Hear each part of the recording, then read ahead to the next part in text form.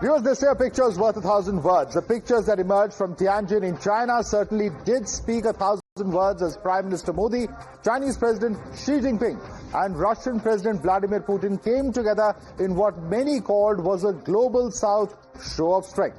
PM Modi and President Putin also held a key bilateral in Tianjin, a meeting that comes at a time when Donald Trump continues to target India for its purchase of Russian oil.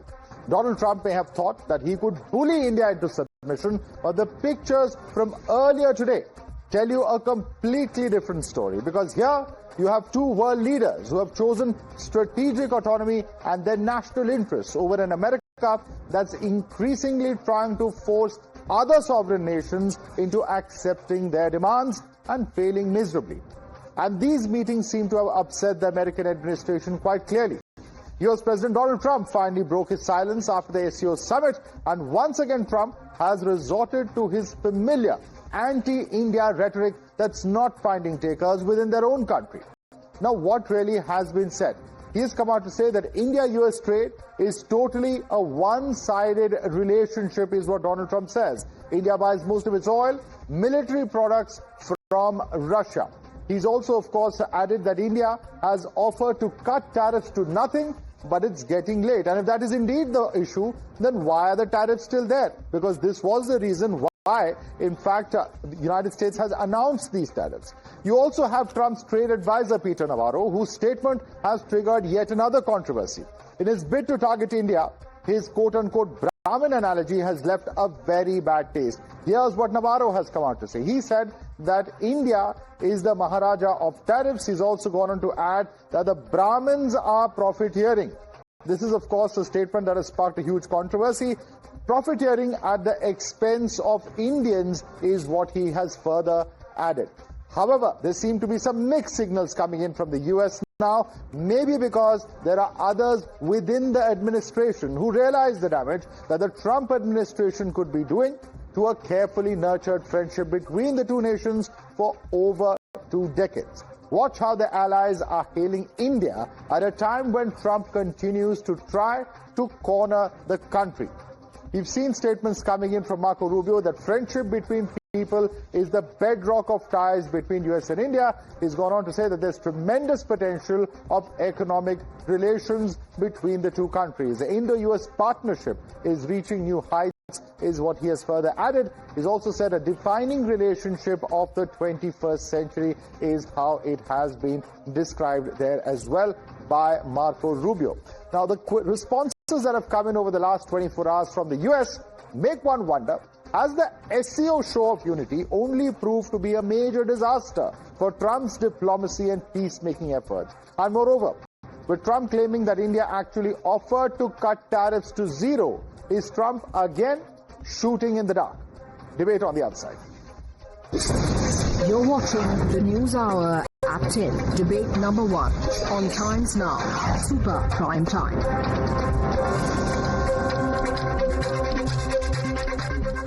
This is across to our guest. Joining us, we have Dr. Anand Raghunathan, author, with us. Ambassador Anil Trigunath is a former diplomat. Daniel Boardman is a Canadian journalist joining us. We have Anand Ahuja, attorney at law and co-founder of Indian Americans for Trump. We also have Dr. John Harrison, who's a Homeland Security expert, joining us on the show. Let me begin with you first. Dr. John Harrison, you know, here you have yet another set of statements. It's like almost a new set of statements coming in every day from the United States, and it's a different official perhaps each time. But Peter Navarro, who last week chose to call the Russia-Ukraine war Modi's war, God knows for what reason, and now has come out to say that Brahmins are profiteering, a statement that has led to a huge amount of consternation here in India, politically speaking. Does Mr. Navarro not understand what he's saying? Or is this a deliberate strategy? Because either which ways, all it's achieving is lowering the standard and the stature of India and US's ties. I think Navarro's statement reflects certainly some views, not only of the administration, but of many Americans, quite frankly, that there are countries, China and India amongst them, that seem to be benefiting from the war in Ukraine. Whether it is true or not, that is certainly a perception. And it's very difficult, I think, for many Americans to understand that particularly given India's long and very laudable tradition about trying to bring peace and trying to maintain a neutral position, it appears to many that India is benefiting from the war. Whether it is true or not, obviously, unfortunately, in many cases, perception in politics becomes reality. And I think Secretary Rubio's statements, I think, are a much better reflection of the broader understanding and the broader desires of the United States to have the relationship it does and will continue to have with India. The Trump administration is noted for speaking from the lip many times, and it's not always a benefit. But I think it does reflect quite accurately what not only many in the administration, but many in the country are thinking. And I'm not sure always that the message, whatever it happens to be, from countries that are appearing at least to benefit from the situation, and not really taking a position that, from the United States perspective, is much more of a reflection of the actual events in Ukraine. With that line of argument, and I'm going to bring in my colleagues from India as well. But let me ask you this. The point over here is that what India is seeing this as a completely hypocritical statement. And you know why? Because EU buys far more oil from Russia, or at least gas from Russia. There is China that buys far more oil as well. And what about the United States? $2.5 billion worth of uranium, plutonium, and other material that the United States imports from Russia. But yes, India is the one that has to pay the tariffs. Why? Isn't this pure hypocrisy? Well, I mean, China is going to be tariffed as well, the administration has said, and I don't think there's any doubt that's going to happen. The U.S. has put an enormous amount of pressure on the Europeans to do things. So I'm not saying it's necessarily equal or consistent, but certainly at the moment, at least, India and China seem to be the two countries that are supporting, from the American perspective, supporting the war in Ukraine, and not in an effort to bring peace to it, but continuing to support the Russian invasion. And so I think that so are you going to the sanction administration Russia is reflecting that. You don't always do it diplomatically, but I think they are reflecting that position. But certainly, of course, a lot of questions about why U.S. would want to do that with an otherwise friendly country. Dr. Ranganathan wants to respond to. Yes, Dr. Ranganathan. Yeah, good evening, Madhav, and good evening to my fellow panelists. With due respect to the erudite previous panelist, Dr. Harrison, I'm disappointed in what he said because he seems to be tiptoeing around the major issue, kind of, I don't know, circumspect, if not afraid, to tell his fellow Americans the truth. And now let me deal just with facts. Number one, as correctly, Madhav, you elucidated the rampant hypocrisy of the fact that EU is buying more Russian energy, more Russian oil. China is buying more Russian oil than India is. America is buying Russian oil through India, is buying rare earths and uranium and other metals. Putin has said officially, the fact has not been denied by America, that since Trump came, the U.S.-Russia trade has increased by 20%. All that is not aiding the Ukraine-Russia war. Only India is by buying Russian oil. Look at the hypocrisy. So I would have expected the expert, security expert, to explain to his fellow Americans, if they are ignorant, to remove their ignorance on this aspect. Number two, and this is important as far as Peter Navarro is concerned, his usual daily rants. Let me explain this in the simplest way possible. By buying Russian oil, India has directly saved $26 billion in the last 2 years. That has kept our runaway inflation in check by as much as 1.47% cumulatively. All that money has gone into the kitty that has helped build toilets, given health insurance, given tap water connections, not to elites, but to ordinary Indians. Secondly, as far as quote-unquote Brahmins profiteering, let me remind them that Reliance Industries, Jamnagar refinery that refines Russian crude, has been taxed to the windfall order of 25,000 crores. That's more than $3 billion by the Indian government. Is that something that people would do to crony capitalists and elites?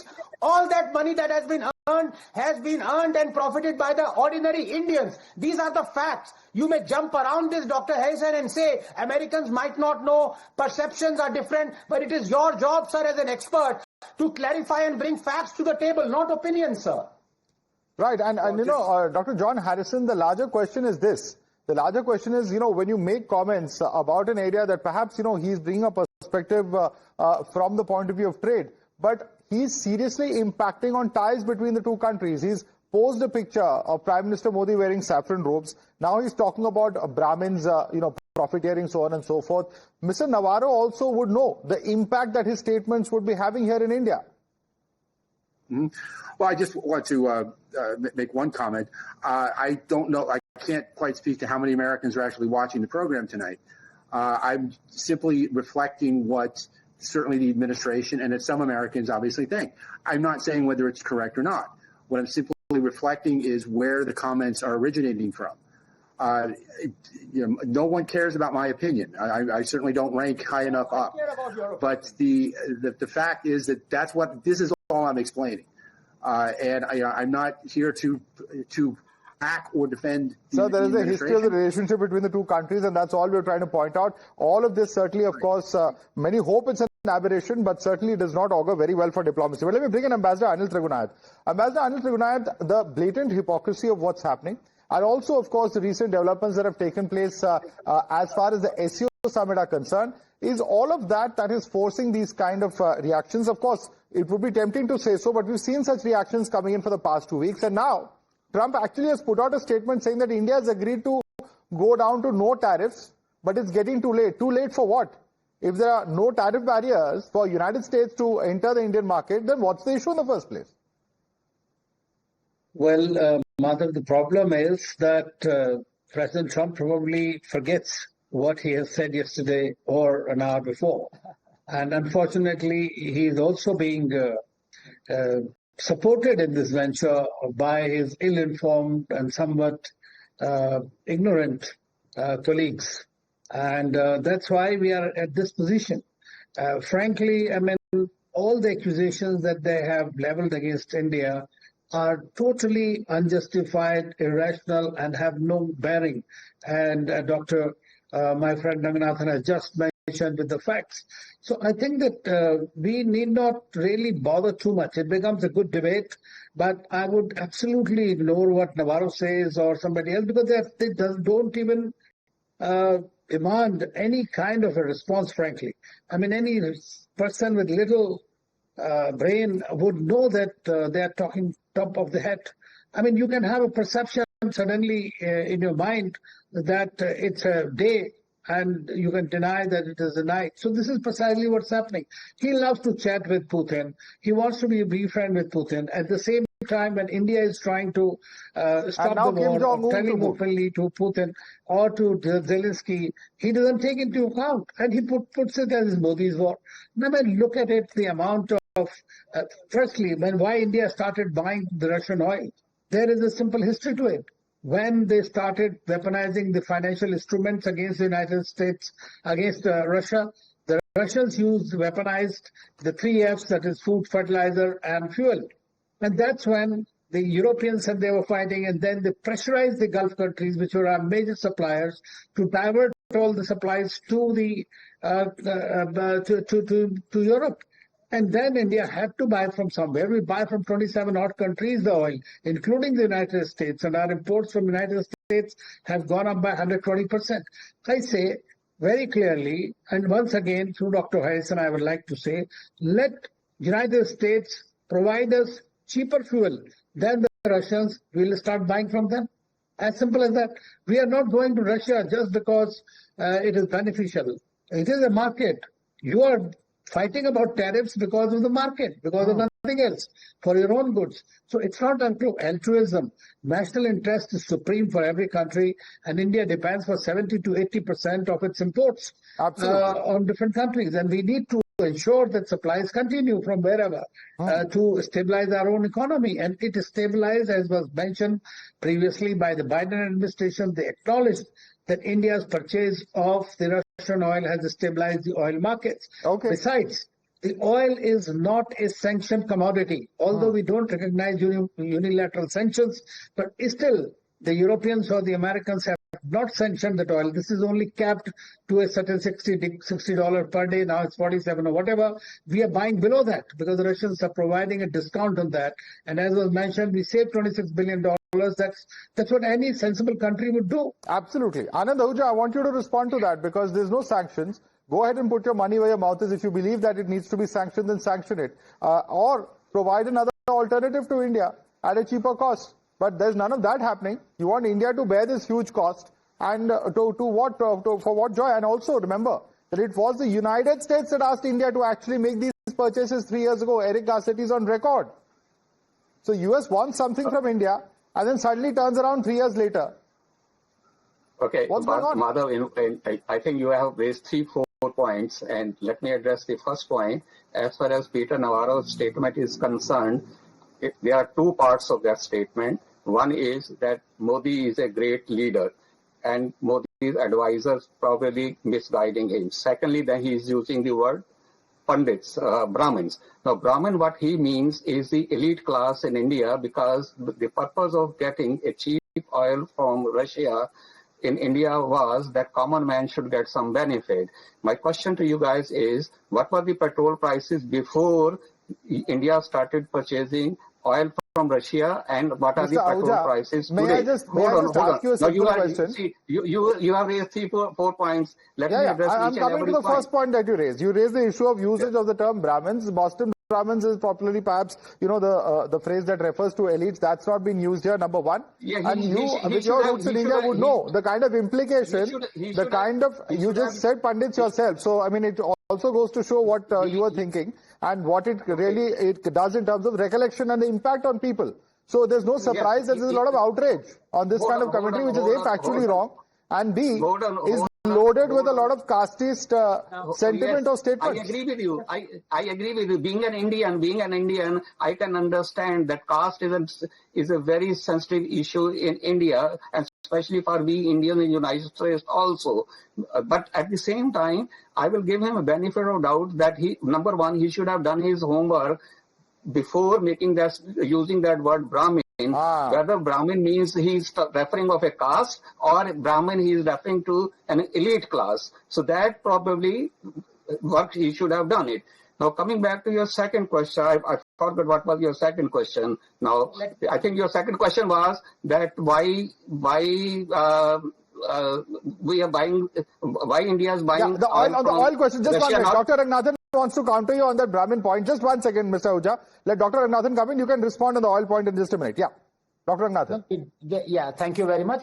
With due respect to my good namesake, Mr. Anand, I'd just like to tell that it's frankly embarrassing when people think that by fluctuating oil prices or fluctuating US dollar exchange rate, if it goes in the favor of India, the benefits would be passed on to the consumer. It almost never is, because the petroleum sector is used as a reserve for saving precious foreign exchange that is then used for welfare schemes. To give you an example, at the outset of COVID, the oil prices went to $0 per barrel. Was it true that the petrol was also 0 rupees per litre? No, it remained at 70 rupees per litre, because all that money was then to be used by the government for building toilets for you, Mr. Ahuja, for giving you health insurance scheme, for giving tap water connections. So please, let us not embarrass ourselves by saying that whatever money we save through the petroleum sector is directly given to the consumer. It is indirectly given to the consumer. It reduces the inflation. It eases our foreign exchange rate. It also helps in prospering the welfare state. These are the facts. Can you dispute it? If you can't, then I'm sorry. Mr. Ahuja. Can I respond? Can I respond? Yes, Can I please. respond? With due respect to Mr. Ranganathan, my question is, if common man in India is getting benefit, I am all for that. But the general perception, since I am in the United States, the general perception here is, both in Americans, in the mind of Americans as well as Indians living here, that there is a corruption in India, and this money, petroleum money, is basically going to few politicians and few industries. That's the general perception. What is the proof of this corruption? Please tell us. No, I'm giving you a chance. Please qualify that statement. There's a perception is fine. On what basis is that perception being built? I'm saying it's a perception amongst Indians also. Those Indians living here, they also feel the same way, that my family in India is not getting any benefit. Now, you have by buying crude oil from Russia and selling that oil to the United States, there is corruption and money being made. I'm not understanding your argument, sir. It's good for, as far as I know, the people I know, they are not getting benefit in India. So if you say that they are getting indirect benefit of what? What benefit will you get from oil being purchased? What kind of benefit will people get from buying oil, crude oil, if the and cost, processing the crude oil? If the cost of living is not down in India, and you are saying that people they are getting benefit, good for you. Inflation is I'm not even understanding this argument. Ambassador Trignath, would you like to attempt responding to what Mr. Ahuja is saying? Have you understood his argument? Firstly, I've not even understood how citizens of India are supposed to directly benefit. If the country has saved $28 billion or $26 billion that we're talking about, is that money supposed to be distributed on the streets to each citizen? I don't know what he expects, but Ambassador Trignath. Well, it's very difficult to argue with that because it's a perception. And the perception is created by interested parties.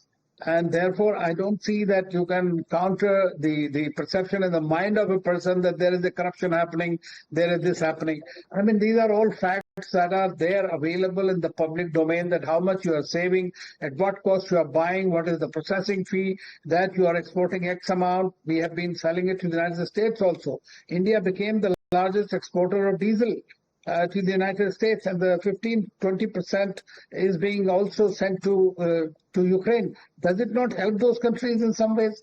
In that case, by this twisted logic, even they become part of fanning the Russian war.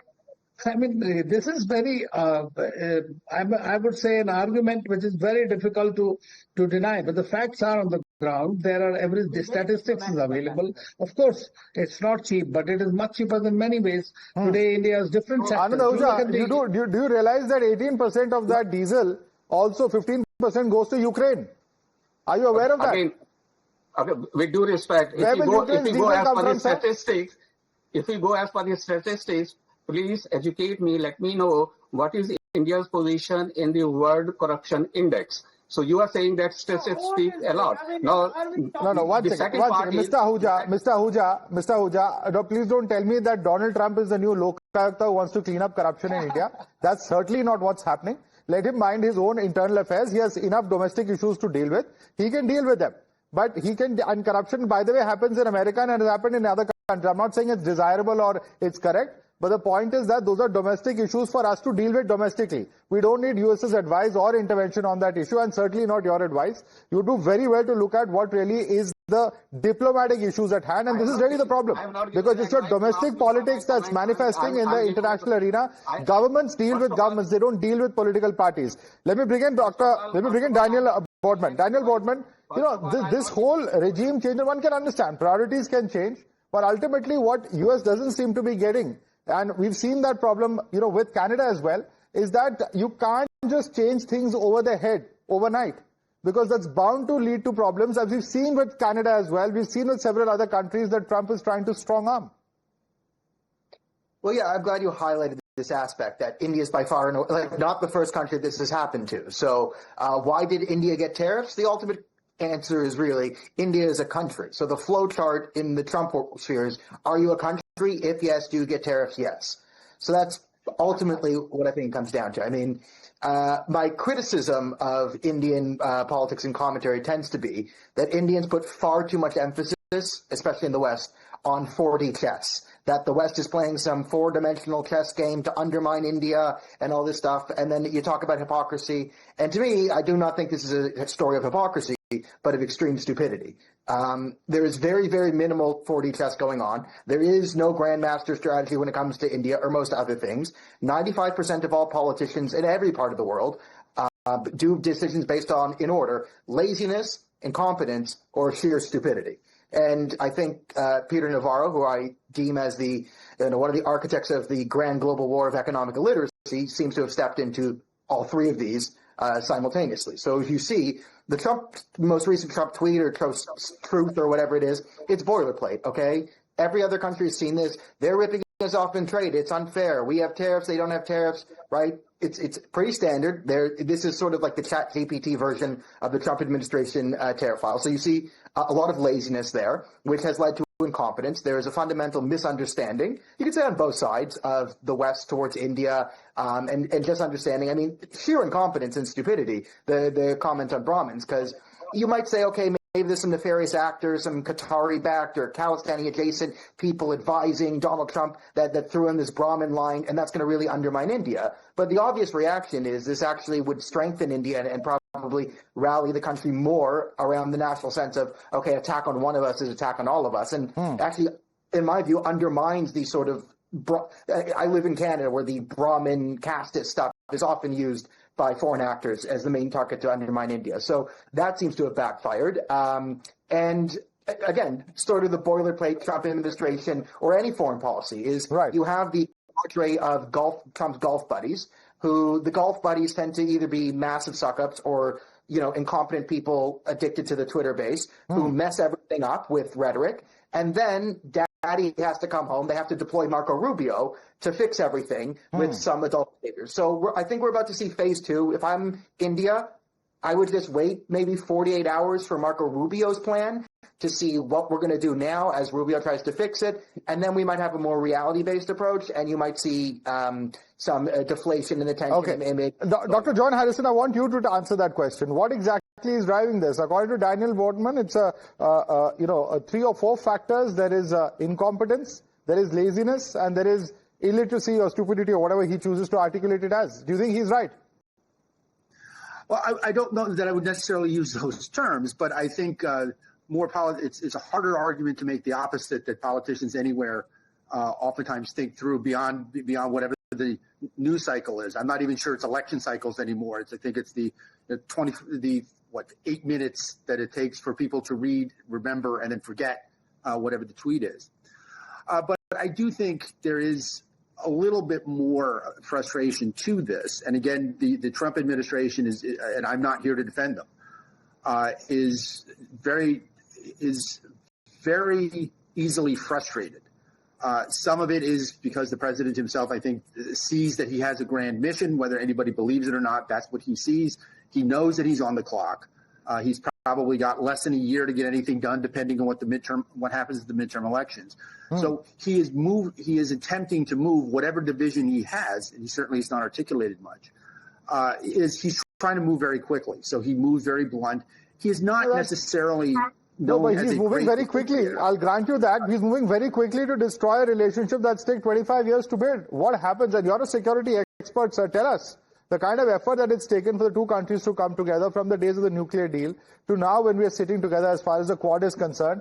What is the larger plan as far as Asia is concerned? Because if you're going to treat India this way, clearly there is a lack of vision. There's a lack of a larger strategic plan, as Daniel was just referring to.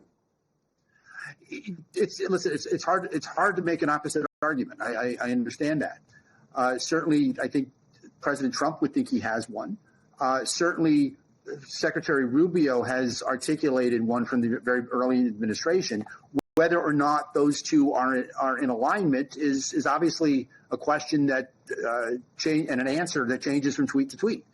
It makes it very difficult, understandably, for allies and partners alike to understand where the United States is going at the moment. And I would oftentimes, as I've said here in Abu Dhabi in many events, that don't listen to what the president says, watch what he does. Because oftentimes, and I agree, I don't think he's always necessarily paying attention to what he said a few moments ago. So who are we supposed to take seriously, Dr. Harrison?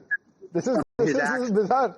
If we can't take the president seriously, the person who's heading the administration, then whose statement are we supposed to believe? Peter Navarro? No, I'm not sure. I don't say take him seriously. I said watch his actions, because I do think he tends to be very free associative, and he speaks oftentimes before he thinks. That's been him. That's been him throughout his entire career. Okay. So I think watch the actions rather than and I understand, and you can see certainly the passion that's going on here this evening. That he has certainly hit a nerve, and he is very good at that. But I'm not necessarily thinking that you should put overly too much into what he and the team has said. He's not just hit a nerve, sir. You actually have Xi Jinping and Putin and Prime Minister Modi together at the SCO Summit. If that doesn't hit a raw nerve in Washington, I don't know what will. But yes, Dr. Ranganathan wants to respond to you. Dr. Ranganathan. No. Yeah, very quickly, just the facts. Number one, only 5% of our total exports are going to be affected by the Trump tariffs. That's a fact. Number two, and judging by the spectacular success of Modi at SOC, I think we have already offset or removed the problems that we were going to have as far as our GDP was going to be hit by the Trump tariffs by the order of, as Goldman Sachs said, 0.3% of the GDP. So we're going to already circumvent that issue. Number two, The fact remains, as far as elites profiteering, I've already given you the proof that the so-called elites were taxed by the government to the tune of $3 billion. The government has saved $26 billion. All that money has gone to the profit of ordinary Indians, lowering inflation, and so on and so forth. And finally, to my good friend Daniel, and I don't disagree with him at all, except to say that I personally did not have any disagreement with Trump as far as his tariff number one was concerned, because I am fundamentally against high tariffs and protectionism. It is the hypocrisy and the fact that he's imposed the ad valorem tariffs only on India on account of Russian oil that has irked us. If it was just a tariff war, then you can have deals and you can negotiate and you can have, obviously he's thinking of America first. We'll have to leave it there, gentlemen. We'll have to leave it there. We're completely out of time. Dr. Ranganathan, Ambassador Trigunaya, Daniel Boardman, Anand Ahuja, and Dr. Harrison. I'd like to thank all of you gentlemen for joining us this evening.